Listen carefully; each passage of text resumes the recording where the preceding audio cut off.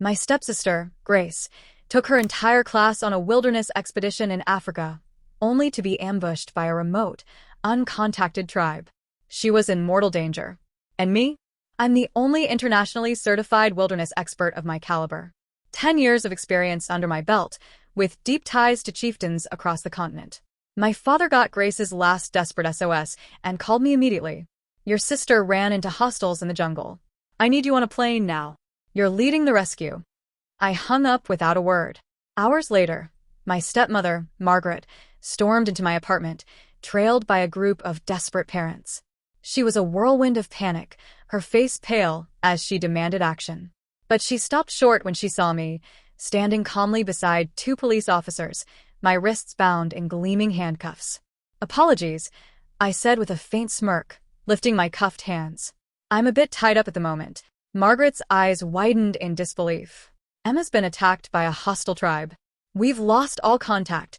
She could be dead or alive, she cried, her voice breaking. You have to go. There's a helicopter waiting. One of the officers stepped forward, his expression stern. Ma'am, please step back. We're here on official business. Official business? Margaret stammered. What's going on? The officer gestured toward me. This woman is under investigation for allegedly scamming someone out of several $100s online. She's coming with us for questioning. Margaret's desperation flared. She grabbed my arm, her nails digging into my skin. You can't go. Emma needs you. She's only 19, out there with savages. I met her gaze, my face impassive. This sounds like a job for the authorities. Why not call Nathan? He's a police officer after all. Nathan was Emma's boyfriend, a skilled fighter with far more combat experience than me. If anyone was suited for a heroic rescue, it was him. Margaret's grip tightened, her voice dropping to a frantic plea. Nathan's never been to that region. He doesn't know the terrain or the languages. You do, Sarah. You're the only one who can bring her back. She's your sister. Don't you care? She's alone, scared, with nowhere to turn. I pulled my arm free, irritation flickering across my face. I'm going with the officers. Don't delay them. As I moved to leave, Margaret dialed my father, her hands trembling. His voice boomed through the phone, thick with anger. Sarah, you selfish coward.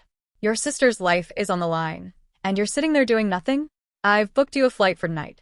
Get to that jungle and help with the rescue, or you're no daughter of mine.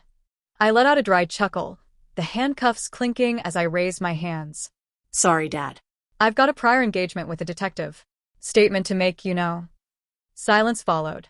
I turned to leave with the officers, but Margaret's voice cut through the air, sharp and deliberate. It's not just Emma, Sarah.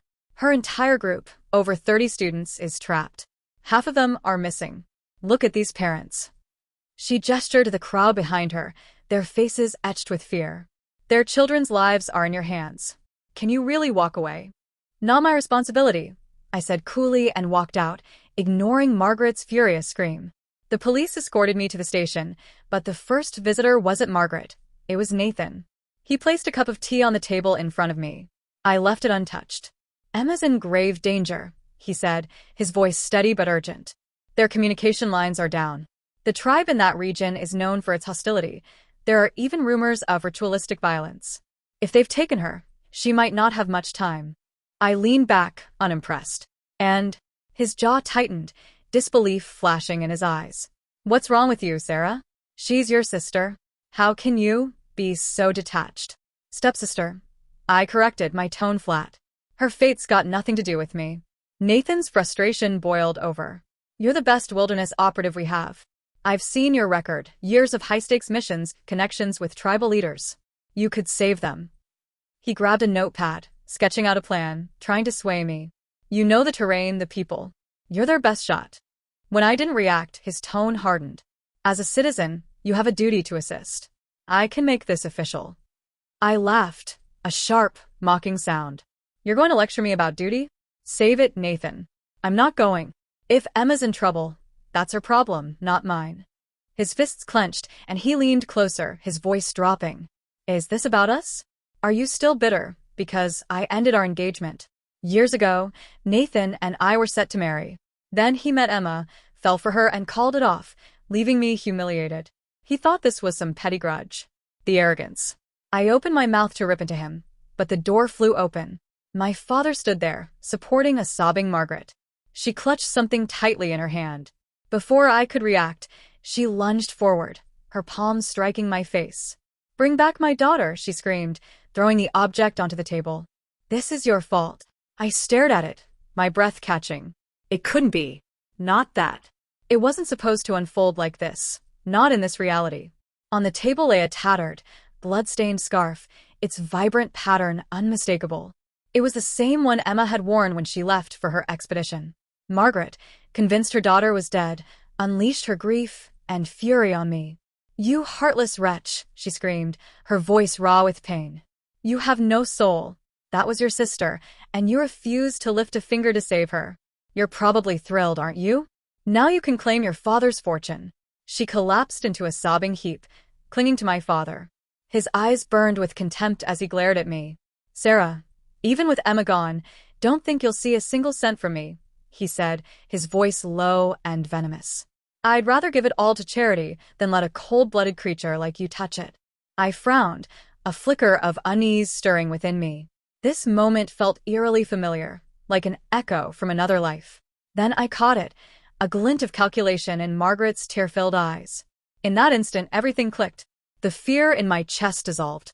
Facing their accusations, I offered a calm, almost serene smile. "So what?" I said.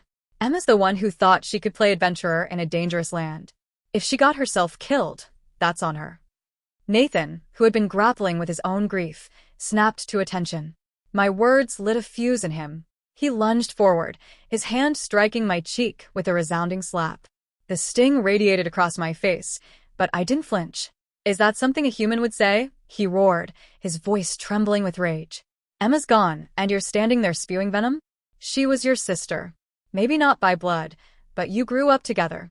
"I was wrong about you, Sarah," he spat, his breath ragged. "You're a monster." The crowd of parents at the door stared at me, their faces a mix of revulsion and disbelief. "Can you believe her?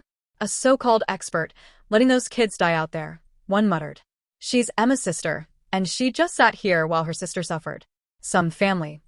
Look at those parents, begging her to help, and she doesn't care. She's ice cold." Nathan clutched the bloodied scarf like it was a sacred relic, his eyes blazing with hatred, as if he wished I'd been the one lost instead of Emma. The tension in the room was suffocating when another officer burst in. "Call from the rescue team." Nathan grabbed the phone and put it on speaker. A voice crackled through, brimming with excitement. "We've found them. The students are alive, and Emma's with them." Margaret's face transformed, tears of relief replacing her anguish. "When can you bring her home?" she asked, her voice shaking. "When will she be safe?" The voice hesitated. "The situation's still dangerous. We need Sarah's expertise and her local connections to ensure a safe extraction." Every eye in the room turned to me. Margaret's tear-streaked face locked onto mine. "Sarah, please," she begged. "Name your price. Anything. Just bring Emma back." My father's patience snapped. "Your mother's pleading. Your sister's out there. If you have any family loyalty, you'll get on that plane now." An elderly woman stepped forward from the crowd, her frail frame trembling. Without a word, she sank to her knees before me. "My granddaughter, she's all I have," she whispered, tears streaming down her face. "Please, save her." I scanned the desperate faces around me. Nathan stepped closer, his voice dripping with disdain. "Sarah, can you really stand there and do nothing? Do you have no heart?" A cold smile curved my lips. "Fine," I said. "I'll help, but on one condition." Relief flooded Margaret's face, but it faltered when I mentioned a condition. "I want 60% of the family company," I said evenly. The room went silent. Then Margaret's voice erupted. 60%? Why don't you just demand your father's entire legacy?" I shrugged, unfazed. "Your call. But if you say no, you can sit here and wait for Emma to die." "You're despicable." Margaret trembled with fury. My father, looking weary, made his choice. "Agreed," he said through clenched teeth. "But the contract is signed only when Emma's safe." Margaret, seething, had no choice but to nod. I outlined a meticulous rescue plan, sketching maps from memory and assigning Nathan to lead the field team. He shot me a confused glance, but I only gave him a cryptic smile. My father had the share transfer agreement drafted. Everyone waited. Following my plan, Nathan's team breached the tribe's defenses and located the captives. The live feed flickered on, showing Emma and the other students. She didn't look like a terrified hostage. Her face was calm, almost radiant. Nathan, playing the hero, beamed into the camera. "We've got them. Emma's safe, and so are the others." Sarah's plan worked perfectly. I took the contract from the lawyer, scanning the dense legal text and staggering figures. I felt nothing. I began signing my name, S, when, as I'd anticipated, Margaret lunged forward and tore the document to shreds. "Did you think I'd let you win, Sarah?" she sneered, her face alight with triumph. "You'll never touch my daughter's inheritance. You're delusional." I watched her, my expression unruffled, my heart cold as stone. "You're nothing but a stray we took in," she continued, her voice dripping with venom. "Letting you help was a chance to prove yourself, not a bargaining chip." She shredded the last piece of the contract, her demeanor vicious. The other parents, now that their children were safe, shed their masks of desperation. "She's a wilderness expert. It's her job to save our kids," one said. "Making us beg like that, acting like she's above it all. Pathetic." Their words echoed a betrayal I'd felt before, in another life. Nausea churned in my gut. Some of them looked ready to lash out physically, their frustration turning to violence. They backed me into a corner, and a bitter laugh escaped me. "Fine. If this is how they want to play, I'm done holding back." Then the screen behind them flickered to life. What appeared froze them in their tracks, their faces paling with horror. In moments, they'd be the ones begging for mercy. No one could have predicted this. The so-called global rescue mission, plastered across headlines, was nothing but an elaborate charade. In another life, the moment I learned Emma was in danger, I didn't wait for orders. I boarded the first flight to the jungle, my expertise guiding me through the perilous terrain. Desperate parents sent me tens of thousands of dollars, and my father quietly transferred a stake in the family business behind Margaret's back, all to spur me to save Emma. But as I dug deeper, the truth emerged. There was no hostile tribe in the region Emma claimed to be in. Their communication devices weren't destroyed. They'd been deliberately switched off. The entire attack was a staged drama, a romantic fantasy orchestrated by Emma to cast herself as the damsel and Nathan as her dashing hero. By the time I found them, their prank had spiraled out of control. To keep their secret, they silenced me permanently, or so they thought. The parents, learning the truth, stayed quiet to avoid repaying the funds they'd raised. Behind my back, they called me a profiteer, claiming rescue as my duty, that I'd exploited their pain. But this time, I played the game differently. The live feed on the screen showed Emma, supposedly safe, nestled in Nathan's arms as they awaited extraction. But then, chaos erupted. A real tribal ambush, fierce warriors, moving with deadly precision, struck without warning. Their weapons sliced through the air, targeting the group's leaders. Emma's team, unprepared for actual danger, scattered in panic, their screams echoing through the jungle. "Run. They're going to kill us." Nathan, despite years as a police officer, was out of his depth against seasoned tribal fighters. All he could do was grab Emma and flee, dodging arrows and blades. Emma, furious that her perfect plan had crumbled, threw a tantrum. "Drop your weapons, you ignorant fools," she shouted at the tribesmen. "Do you know who I am? I'm the heir to a corporate empire. Touch me, and you'll regret it." Her arrogance was a death sentence. The warriors didn't understand her words, but her haughty tones spoke volumes. The chief bellowed, and more fighters emerged from the trees, encircling the group. Their slim chance of escape vanished. Nathan shot Emma a furious glare. "This is your fault. You've trapped us." Emma, unaccustomed to being challenged, scoffed. "My fault? They're the ones too stupid to know who I am." As they bickered, the chief hurled a massive spear, its arc aimed straight at Emma. Back in the room, Margaret's scream pierced the air. "Emma!" Margaret looked ready to tear me apart. "Sarah, what did you do?" she shrieked. "Nathan had her. They were supposed to be safe. Why are they under attack again?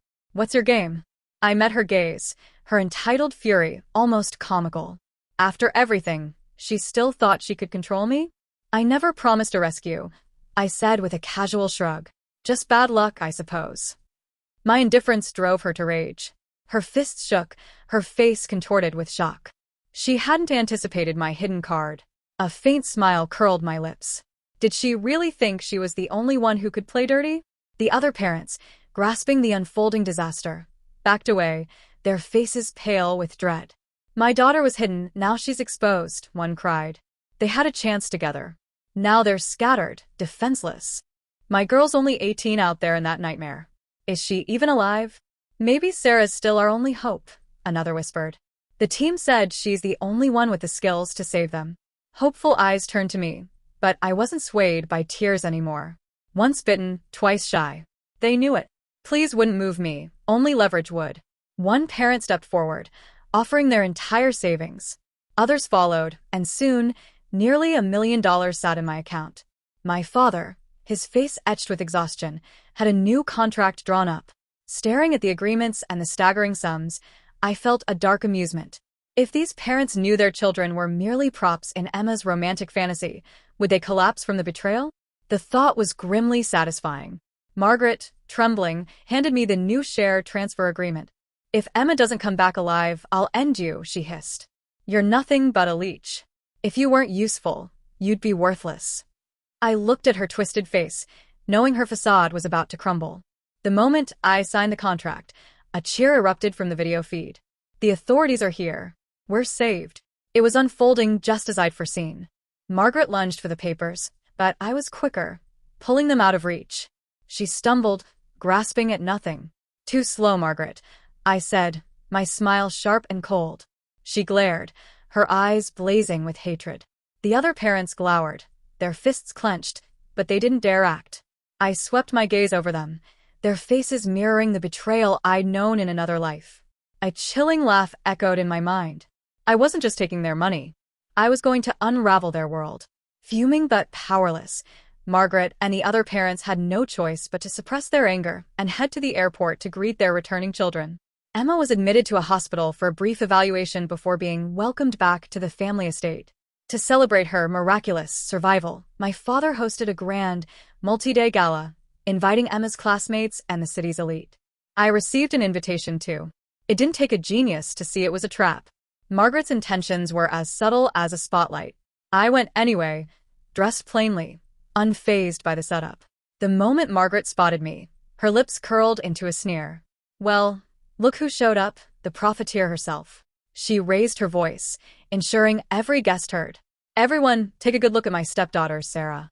While her sister, my Emma, faced death in the jungle, she not only refused to help, she used the crisis to extort us. Look around. Every parent here was nearly bankrupted by her greed, and yet she dares show her face. Nathan stepped forward, his expression grim. Sarah, you know you were wrong. It's time to return what isn't yours. Your father's willing to let this go. I saw their plan clearly now.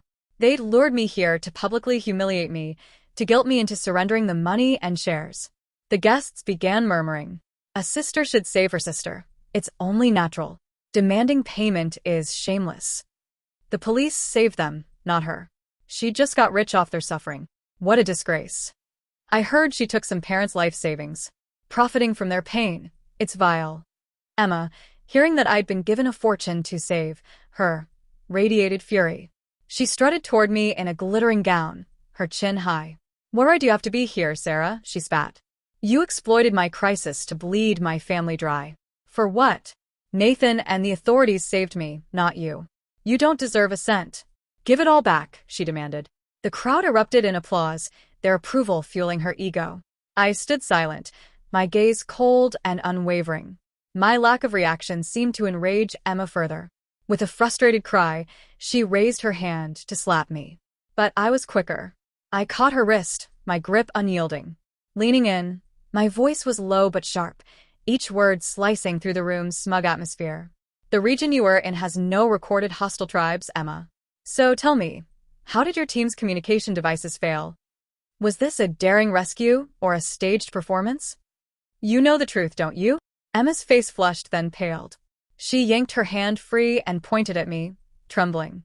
Sarah, how dare you spread lies? My father's brow creased. Sarah, what are you implying? I stepped forward, my voice clear and cutting. I'm saying your precious daughter deliberately disabled her team's communications.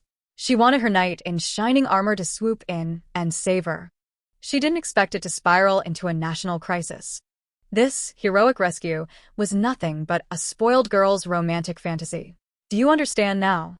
Before my words could fully sink in, Margaret lunged, her hand cracking across my face. The sting was sharp, my cheeks swelling instantly. "You filth," she hissed, her eyes blazing. "First, you refused to save my daughter. I could forgive that as selfishness. But now you accuse her of staging it all. You're saying every student wasn't on it?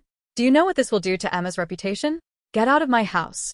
She trembled with rage, signaling security to remove me. But I wasn't some helpless pawn to be escorted out. Years of training kicked in.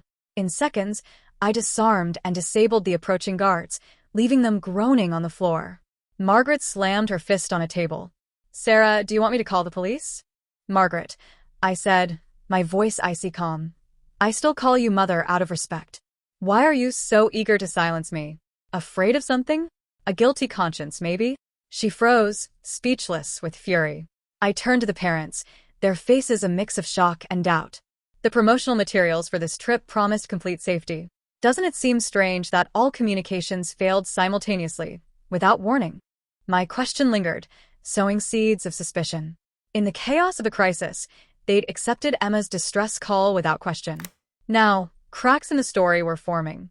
If I was right, Emma had endangered their children and swindled their money. The parents' gazes shifted to Emma, darkening with unease.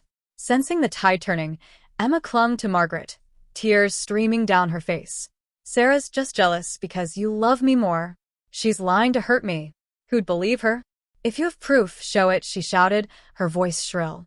"Otherwise, I'll sue you for defamation." She was bluffing, certain I had nothing. She was wrong. I raised my phone. After a tense pause, it chimed, an encrypted file from my contacts in the region. I connected to the massive screen dominating the room. The evidence flashed up for all to see. Nathan, silent until now, lunged toward the screen, panic etched on his face. "Stop." Nathan was too late. The screen lit up with undeniable proof, regional maps, tribal records, and communication logs, all exposing Emma's story as a fabrication. The final piece was the most devastating of video. On the screen, a nervous student faced Emma. "Emma, are you sure this is safe?" the girl asked, her voice trembling. "We're in the middle of nowhere. If we cut off all contact, what if we run into real danger?" Emma shot her a withering glare, grabbing her chin to force eye contact. "Listen, Clara, you're the scholarship kid who begged to come along. Who gave you the right to question me?" Clara shrank back, humiliated.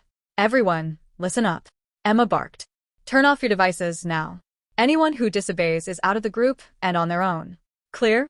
One by one, the students complied, their faces uneasy. Emma glanced skyward, a smug smile spreading. "Nathan will be here soon to play the hero. When he arrives, get your phones out and record everything." "Got it."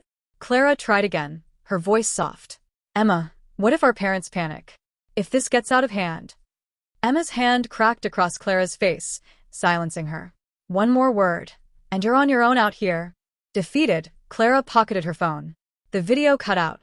The room fell deathly silent. Every stunned, horrified gaze turned to Emma. A woman surged from the crowd, seizing Emma's hair. "You monster! My Clara's still traumatized in the hospital because of you. You nearly got them all killed for your selfish game. Give me back my daughter," she screamed. Emma, unrepentant, yelled for security to intervene. "So, what if it's true? They all agreed to it. I didn't force anyone." Her defiance ignited the crowd's fury. Parents rushed forward, one breaking through to slap Emma with full force. "You reckless fool." The mob closed in, their anger uncontainable. Security struggled to pull them back. When they finally parted, Emma's polished facade was gone, her gown torn, her face bloodied, her hair a tangled mess. She stumbled to my father, tears streaming down her face. "Dad, they're attacking me. Do something." But his expression was stone cold, his eyes blazing with betrayal. He raised his hand and struck her, sending her sprawling. "Get out of my sight," he roared. Emma stared up at my father, clutching her cheek, her eyes wide with shock. "Dad, don't call me that," he snapped, his voice a storm of rage. "Do you know what I went through to save you? The officials I begged, the favors I called in, the fortune I spent? I gave Sarah 60% of the company for you." His usual warmth was gone, replaced by raw contempt. I've never been so ashamed of you. Margaret watched, her face a mask of anguish, but she didn't rush to Emma's side. For the first time, she was powerless.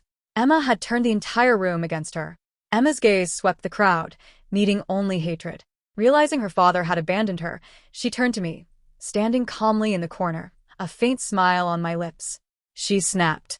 With a feral scream, she lunged at me. This is all your fault. You destroyed me.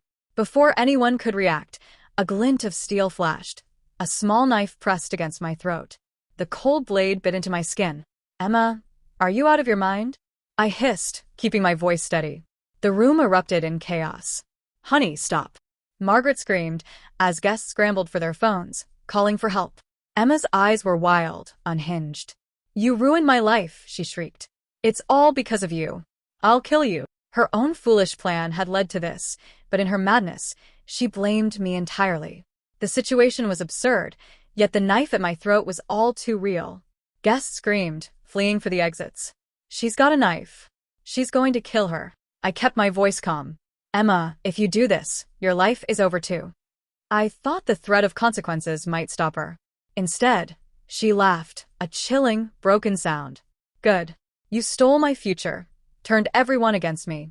If I'm finished, you're coming with me? My blood froze. She was beyond reason. She raised the knife, poised to slash my throat. Instinct took over. I drove my heel into her stomach, sending the blade clattering away. Using her momentum, I pushed her back, and she stumbled, dazed. I dropped to the floor, gasping, when a shout rang out. Behind you. I spun just as Emma, knife in hand again, lunged at my chest, aiming to kill. I froze, time slowing. Was this how my second chance would end? A gunshot cracked through the air. The police had arrived. Emma's eyes widened in shock before her body crumpled, lifeless, to the floor. Margaret's wail was guttural, shattering. She collapsed over Emma's body, her tears soaking the torn gown. I was taken to a hospital for minor injuries. Emma's body was cremated. Without her daughter, Margaret spiraled into despair, later diagnosed with severe mental health issues and admitted to a care facility. My father, broken and guilt-ridden, stepped down as head of the company. As for me, I finally rewrote the ending of my past life. I took control of the family business, stepping into a future I could shape on my own terms.